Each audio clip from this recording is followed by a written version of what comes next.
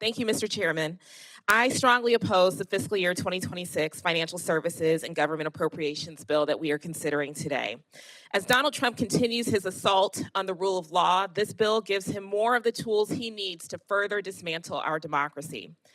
Once again, Republicans in Congress are prioritizing billionaires and corporate special interests, turning their backs on working families, children, and small businesses.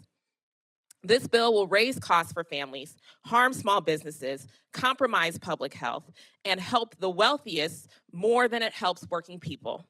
It helps Donald Trump continue his attack on our system of checks and balances, like his recent illegal attempt to fire Federal Reserve Board Governor Lisa Cook. This bill undermines the stability of our economy and the security of our future. And it makes it easier for criminals inside and outside of this administration to keep breaking the law. Incredibly, this bill gives the IRS less funding in 2025 than when I first came to Congress in 2019. Why? Is it because this majority wants to weaken the IRS's ability to make the president's billionaire buddies pay their fair share? We may disagree about tax policy, but this is not about tax policy. It's about whether the rules apply to everyone. This bill is built for Wall Street executives and white-collar criminals, not working Americans. It makes it easier to cheat and harder to get caught. Friends, when you cut the IRS and make it slower and less effective, you're not somehow lowering taxes. You're just protecting tax cheats and making regular services worse for those who pay their fair share. Cutting the IRS means that billionaires and fraudsters get out of paying theirs, money that could be invested in Medicare, in Social Security, in rural hospitals, in schools, or to pave the roads and bridges our communities depend on. It's shameless. And after passing massive tax cuts for the wealthy that are already sending healthcare costs for working Americans skyrocketing, Republicans in Congress are cutting even more. We should all want an IRS that answers the phone when taxpayers need help, and a high-quality, efficient taxpayer advocate service that helps the caseworkers in all of our offices better serve our constituents. We should all want direct file services so that filing taxes is as easy and cheap as possible. But Republicans are making services like these worse and more expensive. It's a lose-lose.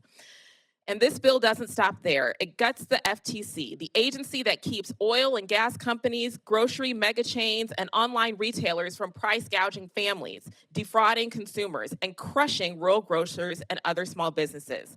Why would Republicans weaken the watchdogs that fight against monopoly power? Because these corporations are their friends. They bankroll their campaigns, they fund their inauguration parties, and cash in on Republican tax cuts.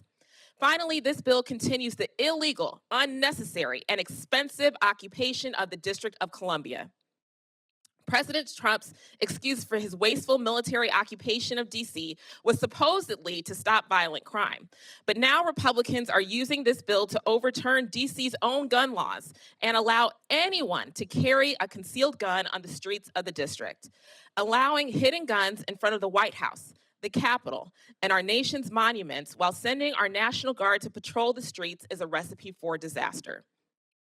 If Republicans really cared about public safety in D.C., they'd release the $1 billion that they gutted from the district's local budget. That's not even federal funding, that's local funding that D.C. taxpayers have already paid, that Congress won't let them spend because D.C. is not a state. Those funds could be used to train police officers, improve emergency response, and strengthen community safety. Instead, this Republican Congress is imposing extremist policies, overriding local voices, and undermining the safety they claim to protect. So let's not pretend. Republicans are not serious about lowering costs. They're serious about cutting and privatizing the agencies that protect families, then pointing to underperformance as an excuse to cut them further. The American people want fairness. The data shows working families are paying taxes while the wealthiest do not pay their fair share.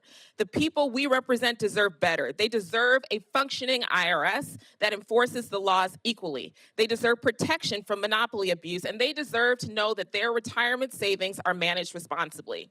This bill is the perfect summary of the Republican agenda. Help Donald Trump and their wealthy donors break the law while working people get left behind.